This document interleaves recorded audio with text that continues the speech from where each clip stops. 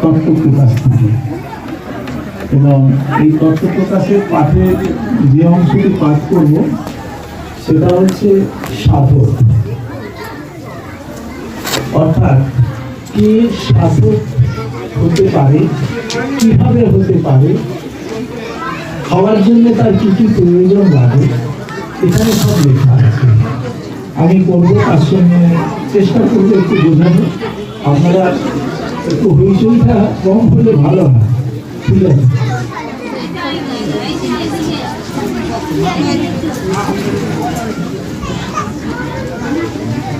সাধকতা বলছেন কর্তা। তা কর্তা কেন? যিনি কার্যের সংকল্প করেন তিনি কর্তা। তাহলে সাধককে বলছেন তিনি কর্তা। কেন তিনি কর্তা? যে কার্যের জন্য যে সংকল্প করে তাকে কর্তা বলা হয়। মানে কর্তা ভাব নিয়ে সংকল্প করা হয় বলে তাকে কর্তা বলা হয়। তাহলে সাধক সেই হতে পারবে যে সাধন কার্য করার জন্য যে নিজেকে নিয়োগ করবে, সে তাহলে সাধক। তাহলে অর্থটা এখানে বলতে চাইছে যে সাধক সমান কর্তা, যিনি কার্যের সংকল্প করেন তিনি কর্তা। অবিদ্যা আশ্রিত, ভালো করে শুনবেন, অবিদ্যা আশ্রিত জীব মনে সংকল্প কামনা করে। অবিদ্যা আশ্রিত বলতে যারা জাগতিক বিষয়ের মধ্যে থাকে, মানে জাগতিক বিষয়কে আপন করে নিয়ে চলছে, সেটাকে অবিদ্যা বলা হয়। জগতের এই যে মহামায়ার যা কিছু আমাদের দেখছি শুনছি, যা কিছু প্রতি আমরা আগ্রহ রেখে ভাবি, তাকে অবিদ্যা বলা হয়। সত্যশ্রী বলছেন অবিদ্যা আশ্রিত জীব মনে সংকল্প করে কামনা করে, ইহাই ইচ্ছা এবং তৎ অনুসারে কর্ম নির্বাহের জন্য ইন্দ্রিয়াদির যে গতি উদ্ভূত হয় তাহাই ক্রিয়া। দেখুন, খুব কঠিন কঠিন শব্দ আছে, এক একটা শব্দ ব্যাখ্যা করতে লাগবে। আজকে যে বিষয়টা নিয়েছি, যেহেতু আর একটু সময় আছে, আর আজকে পূর্ণাহুতির দিন, তা সকলেই পূর্ণ হোক, আমরা তো বলি পূর্ণ পূর্ণমিদং পূর্ণাৎ পূর্ণমুদচ্যতে, পূর্ণ হওয়ার আশা নিয়ে এখানে সবাই আসি। আমারও ইচ্ছা আচার্য হিসেবে যে এমন একটি বিষয় হোক যে বিষয়টা সকলে বোঝার চেষ্টা করুক। তা সত্যশ্রী বলছে ইহাই ইচ্ছা এবং তদ অনুসারে কর্ম নির্বাহের জন্য ইন্দ্রিয় আদি, ইন্দ্রিয় আদি মানে আমাদের মনে যে 10টা ইন্দ্রিয় আছে সেইটাও, তার সঙ্গে যে রিপুগুলো আছে সেইগুলো, ইন্দ্রিয় আদি এই কারণ যে রিপু এবং ইন্দ্রিয়গুলো যেগুলো আছে, যে গতি উদ্ভূত হয়, মানে মনের মধ্যে আমরা বলি যে চাওয়া পাওয়ার যে গতি, সে চক্ষু দিয়ে কর্ম দিয়ে মানে ভালো লাগা যে জিনিসটা, কর্মের গতি সেই দিকে এত গতিপ্রাপ্ত হয়, বলছেন তাহাকে ক্রিয়া বলে। তাহাই ক্রিয়া। ক্রিয়ার সহিত সংকল্পকারী মন যে ভাব অনুভব করে, তাহলে যে ক্রিয়া হচ্ছে আর তার সঙ্গে যে সংকল্প করেছে, মানে যে কর্তা, তার যে মনের ভাব, তাহলে বলছেন তার যে মনের ভাব, সেই সময় ওই ক্রিয়ার সঙ্গে সংযুক্ত হওয়ার জন্য যে অনুভব হয়, অনুভব ভালো করে বুঝুন, এখানে কিছু পাওয়া টাওয়া নয়, এখানে ভেতরের অন্তরের অনুভূতির কথা বলা হচ্ছে। যে অনুভব হয় তাহাই অহংকারে প্রেরিত হয়। এই অহংকারী হচ্ছে ভোক্তা, এই অহংকারী হচ্ছে ভোক্তা। তাহলে তাকে প্রেরণ কোথায় করা হচ্ছে? অহংকার আমাদের মস্তিষ্কের মধ্যে একটি স্থান আছে, দেখবেন আপনারা চিত্র খুলে, অহংকার মণ্ডল, সেই জায়গায় যখন আমাদের গতি হয় ওখানে একটা অহংকার ভাব আসে। তা বলছেন কি অহংকারে সেটা প্রেরিত হয় এবং অহংকারী ভোক্তা। তা সেই জায়গার ভোক্তাকে সেই মণ্ডলের অহংকার, সেই ভোক্তা, সেই অহংকারটাকে তা বলছেন সেই অহংকারটা হচ্ছে আমি স্বয়ং। তাহলে যে সাধক এখানে তিনি বলছেন যে এই সংকল্প করলো, যে ইচ্ছা করলো, সেই হলো সাধক। সে কর্তা সাজলো, কর্তা সেজে তার ইচ্ছা বা সংকল্প, ইচ্ছা বলার থেকে সংকল্প বলাটা মানে কি, আমি এটা করবো, এটাকে সংকল্প বলি। তার থেকে নড়চড় হবে না, যত যাই হোক পৃথিবী এদিক যাক ওদিক যাক, কিন্তু আমি নড়চড় করবো না, তাকে কিন্তু সংকল্প বলা হয়।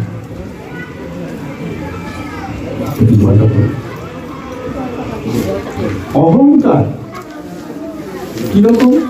কর্তা নশ পুরুষ, শ্রুতি বাক্য। কর্তা নশ পুরুষ, আমি মন ও ইন্দ্রিয়ের দ্বারা কর্ম করিয়া থাকি, আমি মন ও ইন্দ্রিয়ের দ্বারা কর্ম করিয়া থাকি, এই কর্ম আমার ইচ্ছায় হইয়া থাকে। তাহলে সাধক যা ইচ্ছা করে মানে আমার ইচ্ছায় হয়ে থাকে। আমি যদি ইচ্ছা করি তবেই হবে, অন্য কেউ ইচ্ছা করলে হবে না। সাধন আমি যদি ইচ্ছা করি তবেই হবে। অন্য কেউ যদি ভাবে চলো তোমার সাধন হবে, তা তো হবে না। অন্য কেউ তোমাকে বলে দেবে তুমি কিভাবে সাধন করবে, কিন্তু করতে তোমাকে হবে। সাধক তুমি হবে, কর্তা হচ্ছে তুমি। তোমাকে উদ্বুদ্ধ করার জন্য তোমার আচার্য গুরুদেব যাই বলো তিনি থাকতে পারেন, কিন্তু করতে তোমায় হবে। তা বলছেন অহংকার কর্তা নশ পুরুষ, আমি মন ও ইন্দ্রিয় দ্বারা কর্ম করিয়া থাকি, এই কর্ম আমার ইচ্ছায় হইয়া থাকে, সুতরাং আমি ইচ্ছা করিলেই কর্ম করিতে পারি। তাহলে আমি কেন সংকল্প করব? আমি কর্তা, আমি যদি মনে করি আমি করব, তা আমি করতে পারি। কিন্তু আমরা কি বলি, পারছি না, প্রথমে হেরে যায় না। সংসারে এত আমরা নিজের ইচ্ছাকে নিঃশেষ করে দিয়েছি যে আর সংকল্প করার মতন যে মানে শ্বাস নেওয়ার যে ব্যাপার, দম নেওয়ার যে ব্যাপার, সেই দম আমাদের নেই।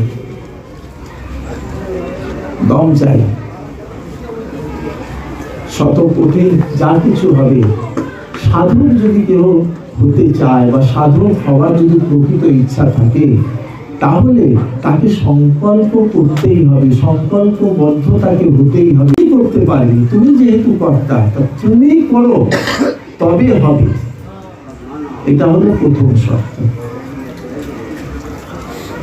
সাধন এক প্রকার কর্ম, ইহার জন্য আমি ইচ্ছা করতে পারি এবং এইরূপ ইচ্ছা করিয়া তদনুসারে ইন্দ্রিয় ও মন দ্বারা যে কার্য করিব তাহাই সাধন।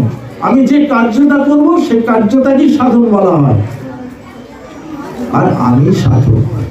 তাহলে আমরা যে সাধনের জন্য যা যা করি, আসন তো করি, তারপরে কিছু ব্যাপার থাকে, আমি মিথ্যা বলবো না, আমি কাউকে ব্যথা দেব না, এমন কোনো কাজ করব না, এগুলো সব সাধনের মধ্যে পড়ে। শুধু আমি ধ্যান করলেই শুধু সাধনা হয় না, নিজের আচরণটা সাধকের মতো করতে হয়, সেটাও কিন্তু সাধনার মধ্যেই পড়ে, যেটাকে আচরণ বলি, ব্যবহার বলি।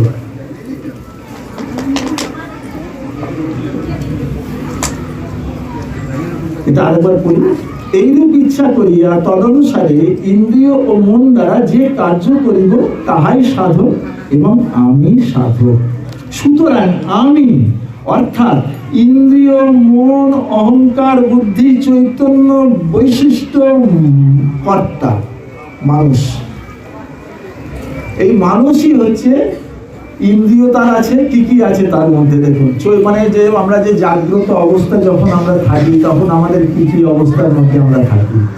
তো বলছেন ইন্দ্রিয় আমি মানে এই বাহ্য আমি, ইন্দ্রিয়, অহংকার, আমার বুদ্ধি চৈতন্য বিশিষ্ট মনুষ্যই কর্তা, তাহলে এখানে ইন্দ্রিয় তাকে সজাগ রাখতে হবে।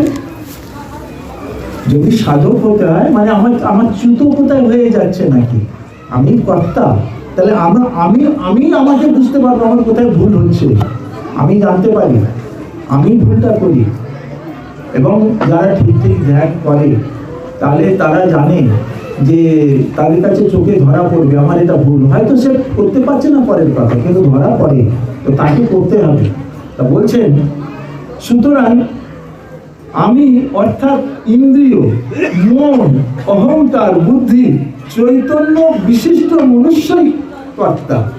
তাহলে আমার চেতনা বলতে গেলে কি, এই যে অহংকার, বুদ্ধি, এইসবের মধ্যে চেতনাকে আমার সংযুক্ত রাখতে হবে, তবে আমি কর্তা, তবে আমি সাধু। যদি এর একটু মানে বুদ্ধি, অহংকার বলতে আমিত্ব, ওখানে আমাকে করতে হবে, সেই জন্য এখানে অহংকার, আমাকে অহংকার যদি প্রতিষ্ঠিত করতে আমি এটা করব, আমরা তো এটাকেই সংকল্প করি, এখানে আমি, এই আমিটার মধ্যে দোষ নাই, এই আমিটার মধ্যে কি আছে, একটা ভালো সুলক্ষণ আছে যে পথে যাওয়ার। সেই জন্য এই আমি অহংকারটা এখানে সপ্তর্ষি বলছেন, তোমার মধ্যে যে আমিত্ব আছে এই আমিত্বটাকে এখানে প্রয়োগ করো। এই ইন্দ্রিয়াদি চৈতন্য পর্যন্ত সম্যক জ্ঞান লাভ করাই কর্তা নির্ণয়। সাধক তুমি হয়েছ, হ্যাঁ, সেটা নির্ণয় কিভাবে হবে? হ্যাঁ, তাহলে এই ইন্দ্রিয় আদি চৈতন্য পর্যন্ত সম্যক জ্ঞান লাভ, তাহলে আমাদের এই যে মানে 10 ইন্দ্রিয়, হ্যাঁ, তারপর ত্রিগুণ, সপ্ত রজতম, এইসবের একটা সাধারণ আমাদের মধ্যে জ্ঞান থাকা দরকার, যে এটা সাত্বিক ভাব, এটা তামসিক ভাব, এটা রাজসিক ভাব, ইন্দ্রিয়ের এটা দ্বারা এটা কামের ঋতু উত্তেজিত হচ্ছে, এটা ক্রোধের ঋতু উত্তেজিত হচ্ছে, এটা লোভ ঋতু মানে লোভের প্রকাশ হচ্ছে। তো এইরকম এক একটা ঋতু জেগে ওঠে, জাগ্রত হয় বা প্রচন্ড হয়, সেগুলো সব ইন্দ্রিয়ের জন্য হয়। তো এই জন্য বলছে যে আমি যেহেতু কর্তা, তা আমার এই ইন্দ্রিয় আদির প্রতি আমাকে লক্ষ্য রাখতে হবে, যে আমার কোনটা একটু বেশি জাগ্রত হয়ে উঠছে, কোনটা আমাকে বেশি একদিকে অন্য কর্ম জাগতিক অন্যান্য বিষয়ের মধ্যে আমাকে ঠেলে দিতে চাইছে। তখন এই যে আমিরূপ সাধক, সে তখন করবে কি, সে থেকে তার থেকে বিরত হবে।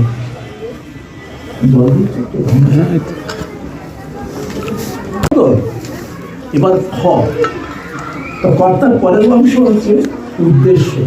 সাধককে এবার উদ্দেশ্য ঠিক করতে হবে, মানে আমি যে সাধনা করব, আমি সাধক হব, কি উদ্দেশ্যে হবে? দেখুন এখানে এই ব্যাখ্যাটা সত্যি করছে, কি বলছে, যে অভিপ্রায় প্রায় করিয়া কার্য ইচ্ছা জন্মে তাহাকে উদ্দেশ্য বলে।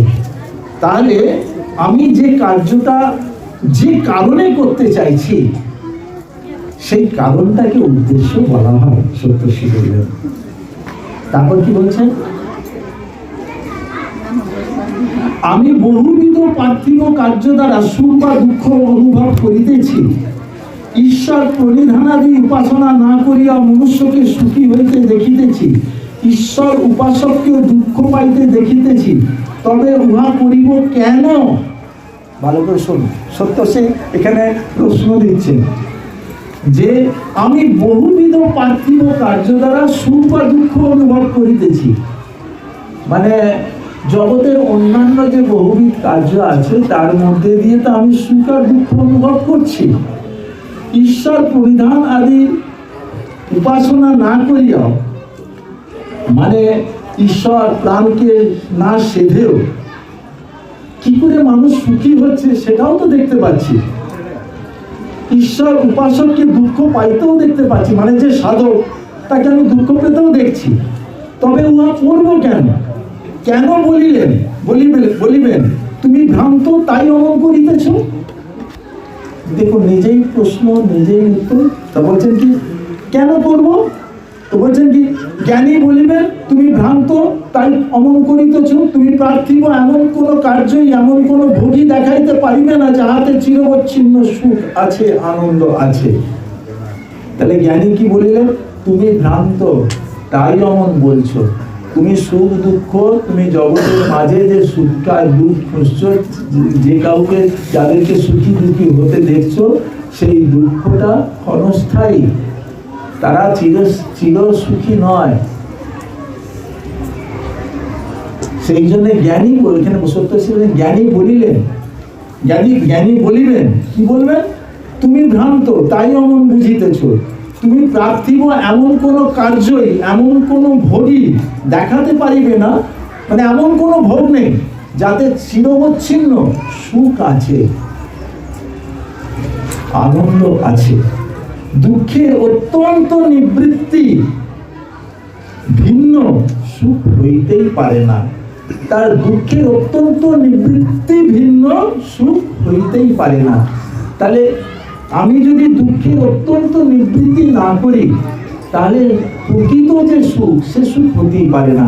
তাহলে অত্যন্ত দুঃখ কোথা থেকে পাচ্ছি, এই জগতের মাঝখানে, কালো যেটা বলি, জগতের মাঝখানে যখন আমরা সুখ খুঁজতে যাচ্ছি, ধন জন পরিজন, হ্যাঁ, অর্থ বিষয় যা কিছু জাগতিক আছে, তার মধ্যে থেকে আমি পায়ে লাগছে,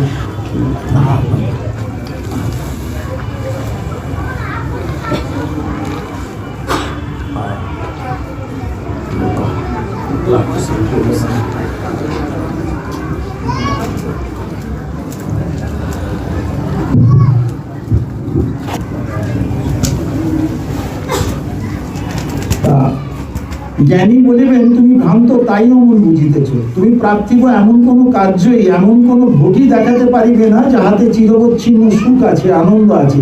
দুঃখের অত্যন্ত নিবৃত্তি ভিন্ন সুখ হইতেই পারে না। ইয়ো বৈভূষা তত সুখম নানেব সুখম অস্তি। বেদের কি অংশ থেকে সত্যশ্রী এই শ্লোকটি বললেন, যাহা অনন্ত, যাহা অবিলাসী, যাহা চিরস্থায়ী, কোনো কালই তাহার অভাব হয় না, তাহাই সুখ।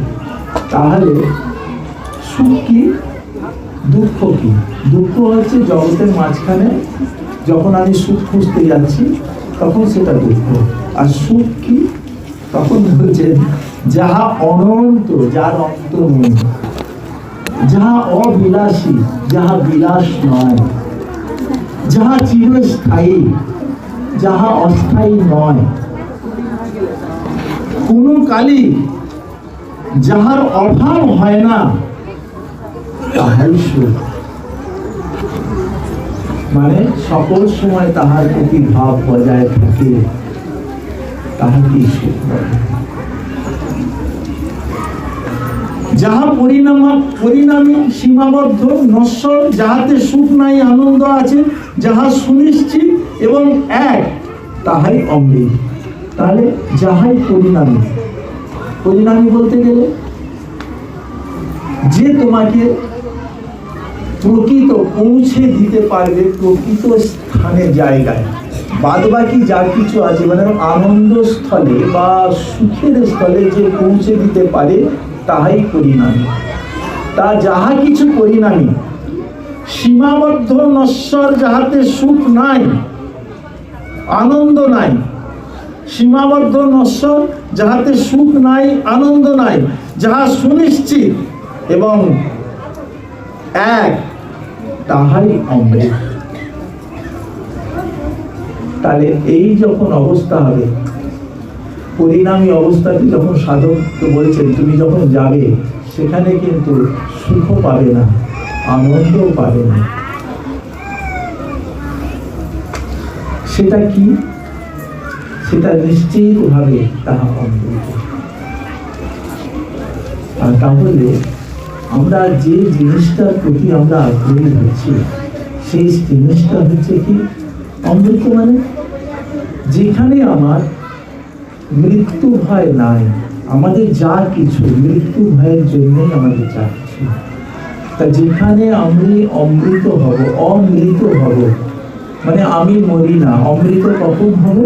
যখন আত্মলাভ করবো। ভালো করবো, আত্মদর্শন, আত্মলাভ করবো, তখন আমি অমৃত হব, অমৃত। তা বলছেন, যাহা পরিণামী সীমাবদ্ধ নশ্বর, যাহাতে সুখ নাই, আনন্দ নাই, যাহা সুনিশ্চিত এবং এক, তাহাই অমৃত হয়। সে মৃত্যুর বশতাপন্ন হয় যে ইহাকে নানাভাবে দর্শন করে। ইন্দ্রিয় ধর্মের বহু ভাববোধ, সুতরাং তাহাই দুঃখের হেতু। তাহলে বলছেন, মৃত্যুর বশে কে থাকে, বশতাপন্ন কি হয়? যে নানাভাবে দর্শন করে, তাকে একভাবে দর্শন করে না, বহু মধ্যে তাকে দর্শন করতে চায়। তা বলছেন যে সে মৃত্যুর বশতাপন্ন হয় যে ইহাকে নানাভাবে দর্শন করে, আর ইন্দ্রিয় ধর্মই এই নানাভাবে দর্শন করায়। সেজন্য বলছেন ইন্দ্রিয় ধর্মই ভাববোধ, বহু ভাববোধ, সুতরাং তাহাই দুঃখের হেতু। এই ইন্দ্রিয় ধর্ম অর্থাৎ বহু ভাব পরিত্যক্ত না হইলে এক নিশ্চয়াত্মিকা বুদ্ধির উদয় হয় না। তাহলে আমার মন যদি বহুতে ভাবিত থাকে, তাহলে আমাদের মন যদি বহুতে মানে বহুর মাঝখানে ধাবিত থাকে, এইটাও পাই, এটাও চাই, ওটাও চাই, সেটাও চাই, সেটাও চাই, আমার মুখ্য সব হয়ে যায়। মানে মুখ্য চাহিদা সবকিছুর মধ্যে যা পাবো সেটাই মুখ্য চাহিদা। কিন্তু সেটা তো ঠিক না। আমার মুখ্য চাহিদা একটা থাকবে, সেটা হচ্ছে ঈশ্বর। কিন্তু মানুষের কি হয়, ঠিকই নেই, তার চাহিদা কোনটা, প্রকৃত সে কি চায় সে নিজেই জানে না। ওই জন্য বলছি তার চাহিদা সত্য, সে বলছেন বহুমুখী চাহিদা। তা বলছেন যে মৃত সহ মৃত্যুমা আপনতি ইহই নামেব পশ্যতি।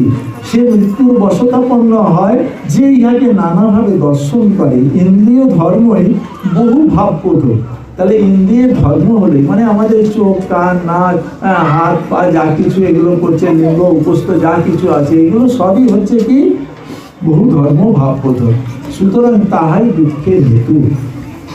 দেখুন বারবার কিন্তু দুঃখ কোথায় আছে, আমরা যেখানে প্রকৃতভাবে প্রতিদিন বলেছে যে এই জগতের মাঝখান থেকে সুখ খুঁজে বেড়াচ্ছে, যে ভাবছে অর্থের মধ্যে সুখ আছে, স্ত্রীর মধ্যে সুখ আছে, সন্তানের মধ্যে সুখ আছে, এই সম্পত্তি আছে, এই সম্পত্তির মধ্যে সুখ আছে, সুখ এসবের কিছুর মধ্যে নাই। এইগুলোকে যখনই বড় আঁকড়ে ধরবেন সেখান থেকে দুঃখ আসবে। তাহলে এইগুলোকে যে মুখ্য তার লক্ষ্য করে নিয়েছে, সে কিন্তু সাধক শ্রেণীর মধ্যে পড়বে না। সত্যি বলছেন, সেই পড়বে যে এগুলোকে বাদ দিয়ে প্রকৃত সংকল্প করে সেই এক অমৃতকে পেতে চায়। মানে অমৃত মানে অমৃত কোনটা? আমার আত্মা হচ্ছে অমৃত। তাকে যে পেতে চায় সেই হচ্ছে সাধক। আত্মা কখনো মরে না, সে আত্মায় নিবাস করে। আত্মা আত্মজ্ঞানে মানে আত্মজ্ঞান লাভ হলে তখন তার কি হয়, এই অমৃত বোধ জন্মায়। তাহলে আত্মজ্ঞান লাভ করাই হচ্ছে সাধকের মুখ্য লক্ষ্য। আসলে আমি বই থেকে পাঠ করার কারণ হচ্ছে যে আপনাদের মনে না হয় আমি কোনো আমার কল্পিত কথা বলছি। আমি সত্যি ব্যতীত কোনো কথা বলি না বা বলা উচিত নয়, কারণ আমি এই পরম্পরা আপনাদেরই গুরু ভাই। আপনাদের সকলের ভালো কামনা, মঙ্গল কামনা,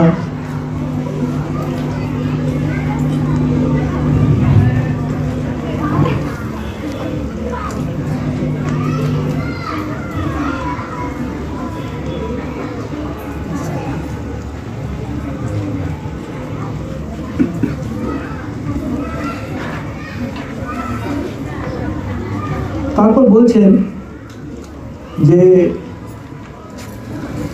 এই ইন্দ্রিয় ধর্ম অর্থাৎ বহুভাব পরিত্যক্ত না হইলে এক নিশ্চয়াত্মিকা বুদ্ধির উদয় হয় না। তাহলে নিশ্চয়াত্মিকা মানে আমি যতক্ষণ না এই বহুত্ব জগতের বহুর মধ্যে থেকে নিজের দৃষ্টিকে সরিয়ে আনি, তাহলে আমার নিশ্চিত একটি দিকে আমার লক্ষ্য যায় না। তারপর কি বলছেন? কথিত প্রণালী অনুসারে কর্ম না করিলে কোনো ক্রমে ইন্দ্রিয় ধর্ম অর্থাৎ কাম, ক্রোধ আদি দুঃখপ্রদ বৃত্তির অতীত হওয়া যায় না। তাহলে কথিত প্রণালী, কথিত বলতে গেলে সবগুলো কথিত প্রণালী, যেটা আমাদের দীক্ষার যেসব প্রণালী, যা সব বলা হয়, যা সব বলে দেওয়া হয়েছে, এইটা করবে এইটা করবে না, এটা কি কথিত প্রণালী বলা হচ্ছে। কথিত প্রণালী অনুসারে কর্ম না করিলে কোনো ক্রমে ইন্দ্রিয় ধর্ম অর্থাৎ কাম, ক্রোধ আদি দুঃখপ্রদ বৃত্তি অতীত হওয়া যায় না। ধূমার সন্ধান পাওয়া যায় না। ধূমা বলতে গেলে পরম জ্ঞান, তার সন্ধান পাওয়া যায় না। পরম সত্যের জ্ঞান পাওয়া যায় না। পরম সত্য বলতে সেই পরমেশ্বর, তার সন্ধান পাওয়া যায় না। পরমাত্মার জ্ঞান হয় না, ধূমার জ্ঞান হয় না। এই জন্য সত্যশ্রী বলছেন। তারপর কি বলছেন?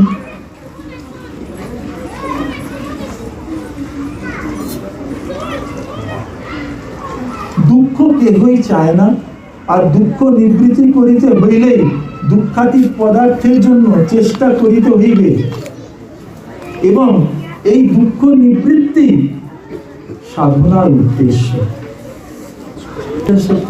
তাহলে উদ্দেশ্য তোমার কি বলছেন? দেখুন সেই সেই কি সুন্দর, মানে বলছেন যে আর দুঃখ নিবৃত্তি করতে হইলে দুঃখাতীত পদার্থের জন্য চেষ্টা করিতে হইবে, এবং এই দুঃখ নিবৃত্তি সাধনার উদ্দেশ্য। তাহলে সাধনা করার উদ্দেশ্যটা কি? এই যে জাগতিক দুঃখ, যার ক্লেশে কখন শিশু থেকে আমি বৃদ্ধ হয়ে গেলাম খেয়ালই করলো না, কিন্তু বৃদ্ধ অবস্থাতেও আমার দুঃখ মোচন হলো না। আর এইভাবে মানে ওইসব বিষয়ের সঙ্গে দূরে থাকলে কোনোদিন মোচনও হবে না।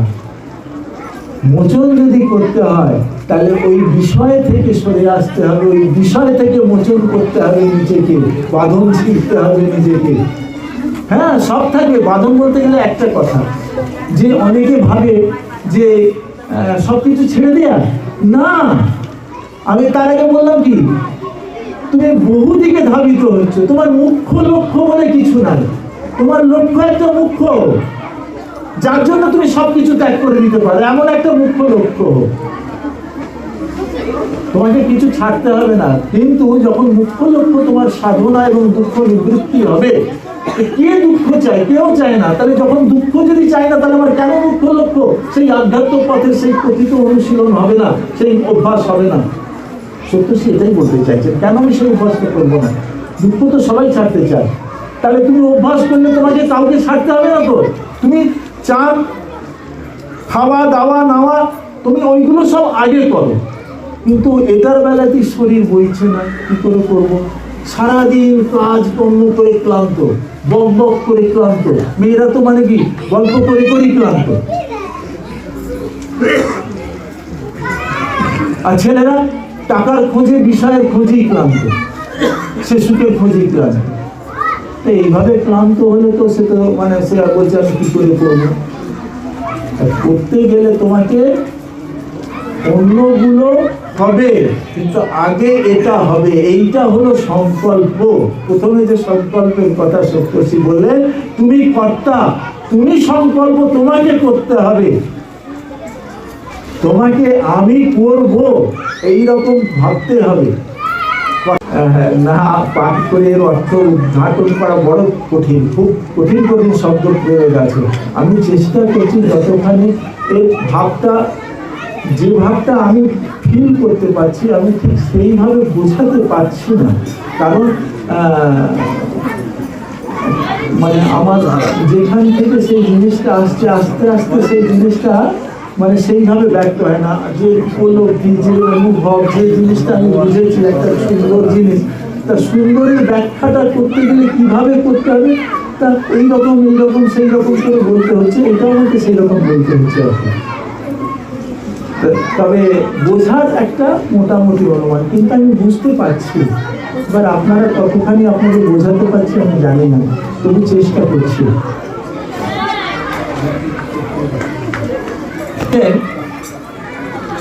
আর দুঃখ নিবৃত্তি করিতে হইলে দুঃখাতীত পদার্থের জন্য, দুঃখের অতীত পদার্থের জন্য চেষ্টা করতে হবে, এবং এই দুঃখ নিবৃত্তি সাধনার উদ্দেশ্য।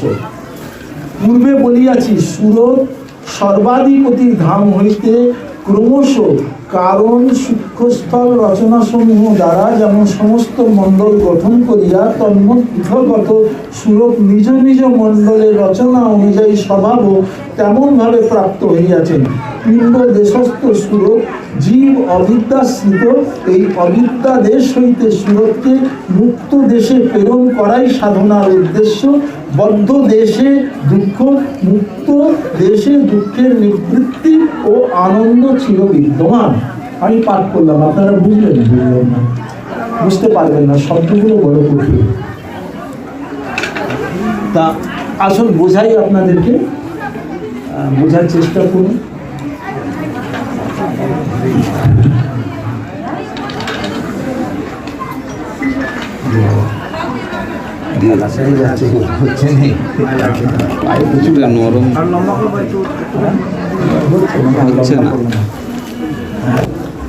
তা এরা দেখুন, ব্যাখ্যাটা শুনে নেন, এটা শেষ হয়ে এসেছে।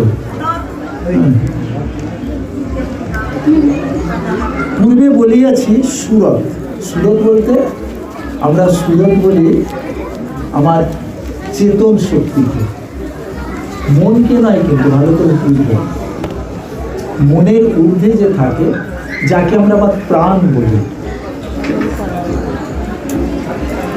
সুরত বলতে গেলে সেই পুরুষকে বলা হয় যে পুরুষ আদি অনন্ত, কিন্তু সেই পুরুষ যেই ঊর্ধ্ব মণ্ডল হতে নিম্ন মণ্ডলে নেমে এসেছেন, মানে ভালো করে বুঝুন। আপনারা আমাদের এই মানে আনন্দায়তনের বা সত্যায়তনের মধ্যে যে চিত্রটা আছে দেখেছেন, এরকম একটা গতি আছে, রাধা আর ধারা বলে দুটো গতি আছে। সেই দুটো গতির মধ্যে যে ধারাটা নেমে আসছে সপ্তর্ষি সেখানে এই ধারার কথা বলছেন, যে ঊর্ধ্ব মণ্ডল থেকে নিম্ন মণ্ডলে যে ধারা নেমে এসেছে, তা যে নিম্নমণ্ডল এক একটা নেমে আসতে আসতে সেই মণ্ডলের ভাব সেই সুরত পেয়েছে। মানে তিনি যখন সদ্রূপে আছেন তখন হচ্ছেন চির মুক্ত, চিরশুদ্ধ, চিন্ময় প্রদেশ সেটা। এবার যেই নিম্নে একদম স্থূলে একদম ধীরে নেমে এলো, ভূ পর্যন্ত আস্তে আস্তে একদম মলিনতা স্থূল রচনায় পড়ে গেল। তা এখানকার সুরতও কিন্তু সেখানে সেই মণ্ডলে সেই সুরত রয়েছে, মানে সুরতের প্রবাহ সেখান পর্যন্ত আছে। তা সেখানেও সে সুরত রয়েছে, মানে সেই ঈশ্বরের, এখানেও ঈশ্বর আছে, কিন্তু এখানে ঈশ্বরের অবস্থা কি না, মলিন। সেখানে যে ঈশ্বর আছেন সেটা হচ্ছে চিন্ময়, এখানে মৃন্ময় যে রূপ তাহা মলিন রূপ, বিরাট। আমাদের ভাষাতে মানে সত্যায়তনের ভাষাতে আমরা বলি বিরাট পুরুষ, একেবারে নিম্নে ভূ স্তরের পুরুষকে বলা হয় বিরাট পুরুষ। এই যে বিরাট পুরুষ, এই বিরাট পুরুষ নিম্নে, আর একেবারে ওপরে সদ্রূপ। তা সদ্রূপের পরপরও আছে অগম, অলক্ষ্য, অগম, তারপরে মনে করুন কি প্রেমায়তনে আছে, তারপর আছে মনে করুন প্রেমায়তনে, তারপর তার নিচে আছে আনন্দ আয়তন। তাই প্রত্যেকটা এক একটা নিচে নামতে নামতে এক একটি আয়তনে এক এক পুরুষ বা চেতন বা সুরত। সুরত শব্দ হচ্ছে এই চেতনকে বলা হয়, সেই পুরুষকে বলা হয়, যে পুরুষ সেই জায়গায় রয়েছে। দেখবেন যখন আপনারা সাধু পন্থা পড়বেন, ছবিগুলো দেখবেন, ছবিগুলোতে লেখা থাকে, সেখানে ওই যে সুরতের কথা বলা হচ্ছে, যে পুরুষের কথা, বিরাট পুরুষ। আমরা এইখানে যে একটু এটা দাও হোম মন্ত্রটা, তা এইখানে যে এই যে আমরা এটা পাঠ করছি, দেখো এখানে কিন্তু আমরা এখানে পড়ে যাচ্ছি, হ্যাঁ কি পড়ে যাচ্ছি দেখো, হ্যাঁ যে ওম বন্দে হম পুরুষোত্তমম সত্যং জ্ঞানং আনন্দ রূপম নমামি সর্বং খর বিশালং নমামি রাজেন্দ্রং প্রচণ্ড কালম, হ্যাঁ নমামি বন্ধুতং জীব গোপালন। তারপর দেখো সত্যটা কি বলছেন, নমামি সত্যং বিরাট রূপম। এই বিরাট রূপটা এনেছে, এটা আমরা পাঠ করি, সত্যশ্রী সব দিয়ে রেখেছেন। কিন্তু এইগুলো যার অনুসন্ধানের মধ্যে আসেনি, চর্চা হয় না, গুরুদের সঙ্গে চর্চা হয় না, গুরু হয়তো সেরকম দেখেন মানে আধার বোঝেন না, কি করবেন। কিন্তু চেষ্টা করা, যেটা আপনারা বুঝুন যে আপনারা যে জায়গায় এসেছেন বড় সৌভাগ্যবান, যে জিনিস পেয়েছেন একমাত্র সৌভাগ্যবানেরই পায়। দেখুন আবার তারপরে কি আছে, বিরাট রূপমের পর কি আছে, হিরণ্য রূপম। হিরণ্য রূপের পর কি আছে, ঈশ্বর রূপম। ঈশ্বর রূপের পরে কি আছে, শ্রীসদ রূপম, মানে সদগুরু অবস্থা। তো এইরকম এক একটা মণ্ডলে এক একটা চেতন বা সুরতের রূপ হয়। দেখুন একটা মোটামুটি আভাসে করলাম, এবার যখন পাঠ করবো এবার একটু বুঝতে পারবেন। পূর্বে বলিয়াছি, সুরত সর্বাধিপতির ধাম হইতে ক্রমশ কারণ সূক্ষ্ম স্থল রচনা সমূহ দ্বারা যেমন সমস্ত মণ্ডল রচনা করিয়াছে, তন্মধ্যে সুরত নিজ নিজ মণ্ডলের রচনা অনুযায়ী স্বভাবও তেমনভাবে প্রাপ্ত হইয়াছেন। পিণ্ড দেশস্থ বলতে গেলে এই আকাশ মণ্ডল থেকে নিয়ে এই ভূ পর্যন্ত মণ্ডলকে বলা হয় পিণ্ডদেশ। আমাদের এই আজ্ঞাচক্রের নিম্ন দেশকে বলা হয় পিণ্ডদেশ, দেহের মধ্যে। আর এর মধ্যে জগতের মধ্যে আকাশ তত্ত্ব থেকে নিয়ে ভূতত্ত্ব পর্যন্ত বলা হয় পিণ্ডদেশ। তা পিণ্ড দেশস্থ সুরত জীব অবিদ্যা আশ্রিত। এই অবিদ্যা দেশ হইতে সুরতকে মুক্ত দেশে প্রেরণ করাই সাধনার উদ্দেশ্য। মানে যে ধারা নেমে এসেছে, ধারারূপে নেমে এসেছে, তাকে রাধাগতি করাই হলো উদ্দেশ্য, মানে ঊর্ধ্বে ধাবিত হওয়া। তুমি আস্তে আস্তে একেবারে নিম্ন মণ্ডলে এসে তুমি কি হয়েছে, তোমার এখানে স্থূল বুদ্ধি স্থূল রূপ পেয়েছো, কিন্তু সূক্ষ্ম থেকে আবার যখন এইখানে এসে সাধন করার অর্থ কি, সাধক হওয়ার উদ্দেশ্য কি, আবার তুমি সূক্ষ্ম থেকে সূক্ষ্মতর মণ্ডলে ঊর্ধ্বে গতি করতে পারিবে। মোটামুটি বুঝতে পারছো? ঠিক আছে, হ্যাঁ বুঝতে পারছো সবাই? একটু একটু বুঝতে পারছো? তা বলছেন যে সুরতকে মুক্ত দেশে প্রেরণ করাই সাধনার উদ্দেশ্য। বদ্ধ দেশে দুঃখ, এই হচ্ছে আকাশ তত্ত্ব থেকে নিয়ে ভূতত্ত্ব পর্যন্ত বলা হয় ভূদেশ। হ্যাঁ, এটা দুঃখের দেশ। মুক্ত দেশ দুঃখের নিবৃত্তি ও আনন্দ চির বিদ্যমান। তাহলে হচ্ছে কি, আমাদের আজ্ঞাচক্র থেকে নিয়ে একেবারে ঊর্ধ্ব মণ্ডল পর্যন্ত, সত্যায়তন মণ্ডল পর্যন্ত, এগুলো হচ্ছে ঊর্ধ্ব মণ্ডল। এখানে কি আছে, আনন্দ এবং দুঃখের নিবৃত্তি। আমরা আজ্ঞাচক্র থেকে যেই ঊর্ধ্বমণ্ডলে গতি করতে থাকবো, মানে আকাশের ঊর্ধ্বে যখন আমরা চিদাকাশ থেকে নিয়ে মহাকাশ চিদাকাশে যখন আমরা গতি করতে থাকবো, তখন দেখা যাবে কি আমাদের দুঃখ আর কিছু নেই। আমাদের তখন একদম শিবহম ভাব, তো সব ঠিক আছে, ভোলা মানে আত্মভোলা অবস্থা। সত্যি এক জায়গায় নিচ্ছেন, তখন তোমার আত্মভোলা অবস্থা তৈরি হবে। জগতের স্থূলের দিকে অত ঠিক আছে হচ্ছে, তার কিন্তু আটকাবে না। একটা কথা বলেছি, তার আটকাবে না। গুরুদেব একজনের গল্প করতেন, বলে পূর্বজন্মের করা আছে তো, এই জন্মে কাজ কারবার করতে সব ছেড়ে দিল। তার বউ চাকরি করে আর সে এখন সিগারেট খায়, আগে বিড়ি খেত, যখন দোকানদারি করতো বিড়ি খেত। মানে তার চলতো না। আর কি মাথায় ঢুকলো সব ছেড়ে ছুড়ে দিয়ে সে চুপচাপ হয়ে গেল। শেষকালে বউ বেরোলো কোথায় না, কাজ করতে। বউ কাজ করে নিয়ে আসে, সে কিছুই করে না, কিন্তু সে সিগারেট খায়, আয়েসে থাকে। হুকুম চালায়, আমাদের নাকি এখানের সঙ্গে জড়িত ছিল। তাহলে ভাবুন, যার বাবা সে বয়। আমরা ভাবি আমি করে দিচ্ছি, আমি করে দেবো, অমুক তমুক আমরা ভাবি, তো তা কিন্তু নয়। তুমি তোমার কাজ তুমি করো, তার কাজ তুমি করবে। তুমি যদি তার চরণে নিজেকে ফেলে দিতে পারো, তিনি কি তোমায় ছেড়ে দেবেন? কোনো বাবা আছে যে তার সন্তান যদি দেখা যায় যে রুগ্ন হয়, শীর্ণ হয়, হ্যাঁ, কোন রকম চলৎ শক্তিহীন হয়, সে কিন্তু বেশি আদরে বা লক্ষ্যে হয়। তাকে কি ফেলে দিতে পারে? সে মা ফেলে দিতে পারে না, বরঞ্চ তাকে বেশি যত্নে আগলে, হ্যাঁ, তাকেই রাখি। তেমনি উপর আলাও, তুমি যদি তার প্রতি তাদের মন দিয়েছো, তাকে নিজেকে সঁপে দিয়েছো, সব কাজ করব কিন্তু তার কাজটা করে করব, এই যার ভাবনা আছে, সে কিন্তু তাকে পেতে পারে, তার দিকে যেতে পারে, তার কিছু হতে পারে। আসুন পরের জায়গায় যাই। এরপর বলছেন, তাহলে আমরা কি কি করলাম? কর্তা, উদ্দেশ্য, এরপর সিদ্ধান্ত।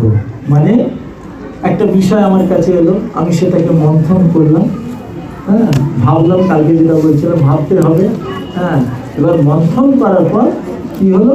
আমি বিচার করলাম, বিচার করে দেখলাম কোনো একটি বিষয় আমার কাছে, সেটাকে বিচার করবো, বিচার করে নিয়ে কি করবো? যেটা মন্থন করার পর কি হবে? রত্ন গেলে কালকে বলেছিলাম, তার এবার সিদ্ধান্ত, যে সিদ্ধান্তটা হলো ওটাই তোমার রত্ন। দেখো, এবার সিদ্ধান্তের শেষ পর্বে আসি, এটাই শেষ, বেশি নেই।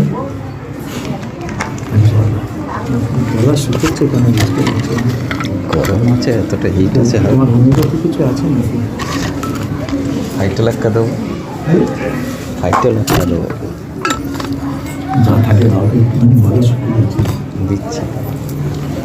সিদ্ধান্তে বলছেন, যখন সাধনা করা একান্ত কর্তব্য বোধ হইল, মানে এই দুটো জিনিস জানার পর বলছেন কি, এই সাধকের এই দুটো জিনিস, কর্তা ভাব আর উদ্দেশ্য, এটি জানার পর যখন সাধনা করাই তার একান্ত কর্তব্য বোধ হইল।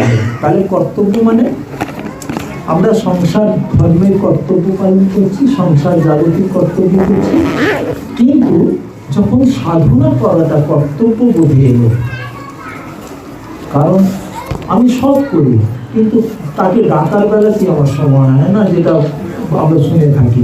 কিন্তু এখানে কি বলছেন? তাকে ডাকাটাই আবশ্যক আগে হয়, বাদ বাকি তার পরে যার হয়। এই আবশ্যকতা যার, হ্যাঁ, বোধ হলো, বোধ হলো তো কি হলো?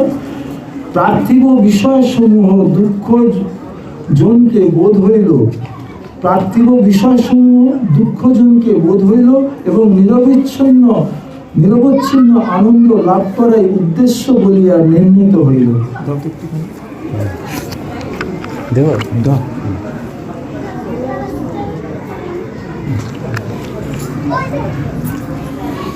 তাহলে পার্থিব বিষয়সমূহ, তাহলে যখন আমার এই বোধ হলো এই যে পার্থিব জগতে যা বিষয় আছে তা দুঃখজনক, আর নিরবচ্ছিন্ন যে আনন্দ সেটা লাভ করাই আমার উদ্দেশ্য, এটা যখন নির্ণীত হলো, মানে আমার মনের মধ্যে যখন, মানে সাধক সে হবে, সাধকে যখন ওটা নির্ণীত করে বসবে, তখন নানা প্রকার শাস্ত্র বাক্য শ্রবণ করিতে হয়। তাহলে যার নির্ণীত হয় তখন শাস্ত্র বাক্যের অধীনে যেতে হয়। শাস্ত্র কি বলছে? তখন বলছেন, নানা প্রকার শাস্ত্র বাক্য শ্রবণ করিতে হয়, বিভিন্ন দর্শনের মত শ্রবণ করিয়া তন্মধ্যে যে দর্শনের উপদেশে সন্দেহ নিবৃত্তি হয়, সেই দর্শন প্রচারকের মতে একমাত্র সত্য। তাহলে বলছেন যে তখন এবার শাস্ত্র দর্শন করো, মানে তখন এবার খোঁজ করো, যখন নির্ণীত হয়ে গেল তোমার সাধক তুমি হবে, সকল বিষয় ছেড়ে দেবে, তোমার গুরু খোঁজ করলো। গুরু খোঁজ করলো বলতে অনেকে দীক্ষা নিয়েছে, তার প্রয়োজন পড়েনি, জগতের এতে ভিড়ে ছিল, কিন্তু যখন সে বুঝতে পেরে যখন বললে দোস্তারি কি আমি তো ওখান থেকে সরে আছি, সেই দিকে যখন ভিড়ল, হ্যাঁ সেটাকে বলছে যখন প্রয়োজন বোধ হইল,